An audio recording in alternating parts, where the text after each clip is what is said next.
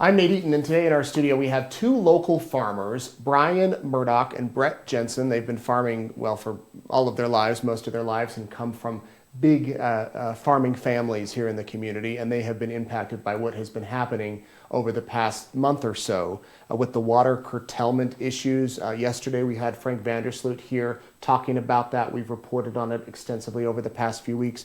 Thank you both, gentlemen, for coming in today and sharing your thoughts. Let me go back for those people that are just tuning in for the first time and they have no idea what we're talking about. Tell me what happened just a few weeks ago when you found out that your farms could be in jeopardy. Do you want to start, Brett?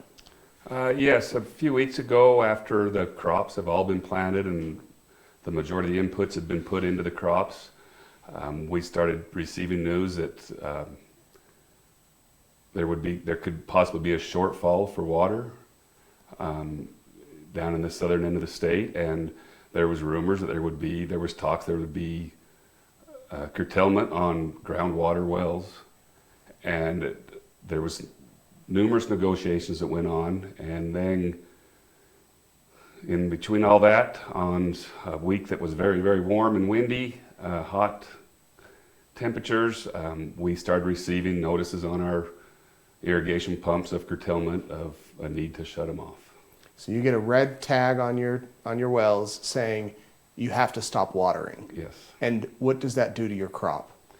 At that stage, any stage, it would every day would cause severe damage, and it wouldn't take very many days of that before you'd have a total loss. Now, Brian, how did you farm down in Bingham County? How did you find out that your crops could be at big risk of being maybe a total loss? Well, when the order come out at the end of May, we were aware that it had been made. We weren't exactly sure, whether this was just another threat or what was going to happen. And so our first reality that this was going to happen was when the Department of Water Resources sent people out onto our farms, and we're driving around monitoring is what they called it, because they decided that the red tags was causing way too much of an uproar. It was just the very worst time to shut off anything. The grain was in the flowering stage.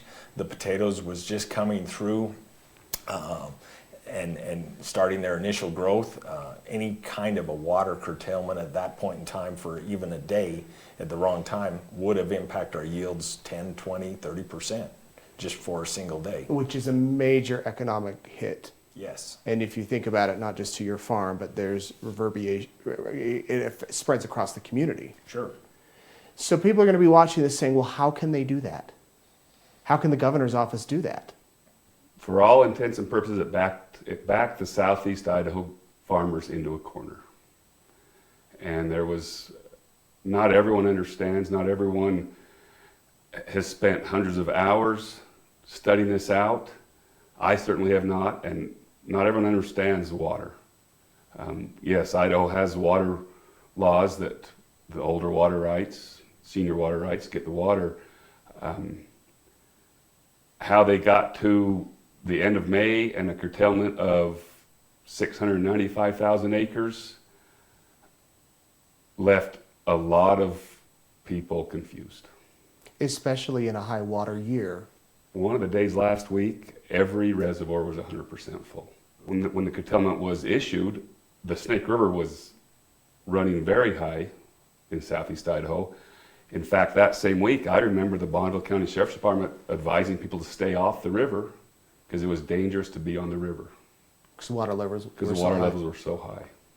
Brian, how do you think it got to this? I mean, this goes back, I guess water rights have always been an issue since the 200 Sure. years. But how did it get to this point that we're talking about it now?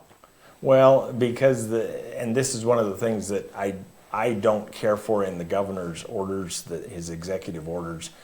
He talks about expanding the methodology or the water models is basically. These water models, we've been trying to model the aquifer, which of course this is a body of water that's the size of Lake Erie that's down 60, 80 feet, 100 feet below the ground. It is hard to understand what the movements is in that aquifer, and I understand that. But at the same point in time, these models are proving to be incorrect. They are not proving this is what our agreement and part of our problem with the 2016 agreement, we were supposed to, by all this recharge, have raised the aquifer levels up quite a bit, in which we saw that these aquifer levels are actually very stable. And this is where some of the arguments are, this aquifer isn't in nearly as bad a shape as what they're trying to portray it as. It is in more of a stable state. There are other factors that have happened over the years, the changes of irrigation, the changes of reservoir management, that are having bigger impacts on this aquifer than just simply the pumping of the groundwater users are doing. So if you all are junior water rights holders in East Idaho, and the Department of Water Resources can change the formula, change the rules. It's called methodology. Methodology. How can you come out ahead here? You can't. This is where it's stacked against us. This is the gun that's to our head, and it's been placed there by these same law firms that represent the Twin Falls Canal Company and Idaho Power.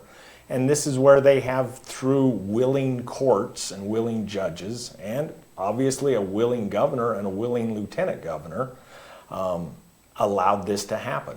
They have not stepped in and said, wait a minute, this original agreement did call for the averaging of recharge.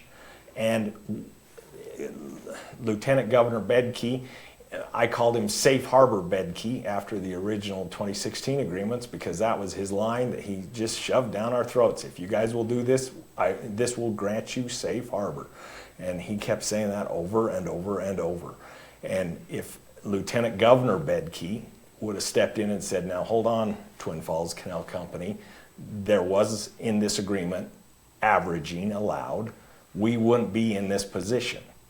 It still is a crappy agreement, but we wouldn't be in the position that we're in right now. And after people started talking about it publicly, Frank Vandersloot came in here, addressed it several weeks ago. The red tags were put on hold. You're allowed to water now through October 1st? For the remainder of the water year. Through the water year. How does this get resolved? In your ideal world, how does it get resolved? This has to be resolved back to the economics. And this is one of the things that I'm so grateful for Frank Vandersloot to have pointed out. Water is a complicated thing. It takes a long time to understand all the details, and trying to explain it to the regular Joe public is very difficult. But everybody understands economics. Everybody understands the impact that would happen by curtailing this many acres here. We need to somehow address this in the future in a way that it underscores the economic impacts. In Idaho water law, the first rule is priority in time. First in time is first in right. We probably don't have a disagreement with that. That is a very stable plank that needs to stay in place on the Idaho water law. But second to it is full economic beneficial use of the resource. Neither one of us, we don't like what's happening to us, and we certainly wouldn't want farmers down in Twin Falls to be going dry, for them to not have enough water to water their crop. Brett, what about you? I think if you look at the natural side of this is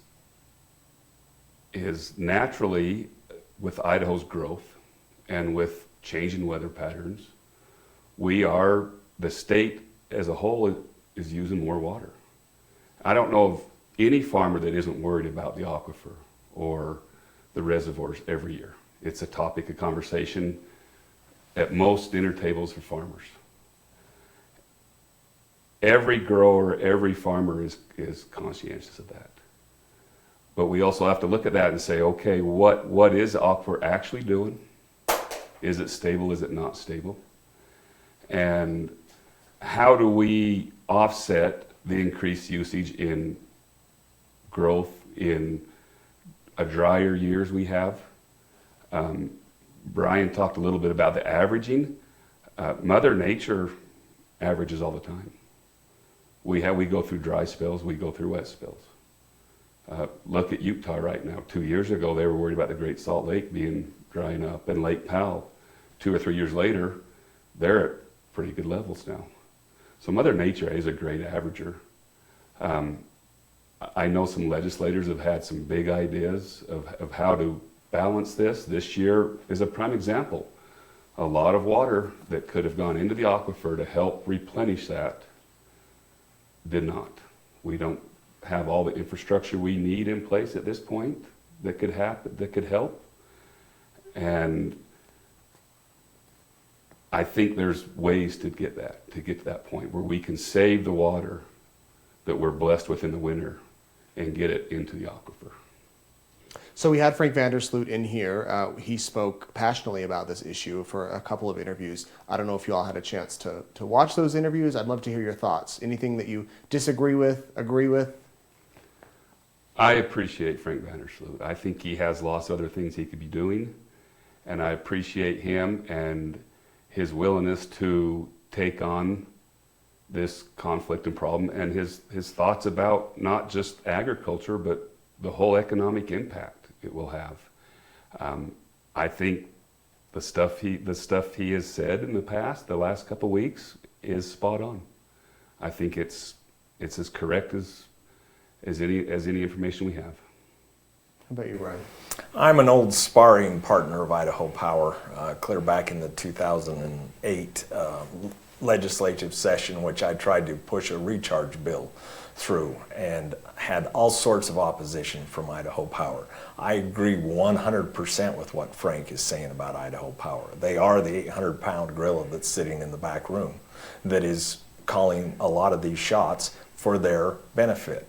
And of course, their benefit, they are doing what they're supposed to be doing in protecting their company. But as Governor Evans said at the time during Swan Falls, when they were in the middle of this mess, he said, Idaho Power, you are not being good citizens of the state of Idaho. And I believe that could be applied today with their actions behind the scenes in this water fight. My neighbors, the growers, are ready to have a feasible solution for now and for the future. And I think the vast majority of the growers are ready to figure something out and willing to work something out. Get this solved once and for all so that it benefits you all and hopefully everybody. Yes. But I personally have joked that when I first started farming, there was always water issues, and when I quit farming, there'll still be water issues. When my kids quit farming, there'll be water issues. It'd be great to have a agreement put in place where that is a false statement. But water security is getting to be the #1 issue amongst farmers. And this is what the state needs to change. We need a little more security. We can't just go and have the director change the rules every once in a while through his methodology orders, as he calls it, or use this water model to predict something that's maybe not there. I call the water model the Ouija board, all right, because it just depends on how you want to ask the question. You'll get whatever answer you want, and this is how he come up with 74,000 acre-feet of damage on a year in which there is so much water that we can't even find places to put it. anything you guys want to add? Probably the only thing I would like to add is I want to go back to something that Frank talked about, and that was the call to dry up 200,000 acres in East Idaho. We know Matt Weaver said that.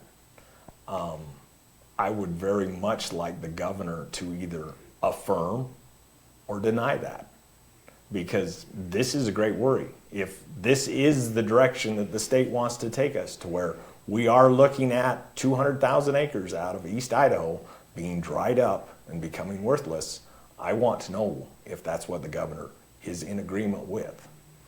This is not something I feel like he can sidestep. He needs to either come out and say publicly, I disagree with that, and I disagree with my director Weaver on that statement, or he needs to come out and say, I am completely for that, and so therefore we know what we're dealing with. Right now, that's a statement, but I want an affirmation of a confirm or deny from the governor. Yeah.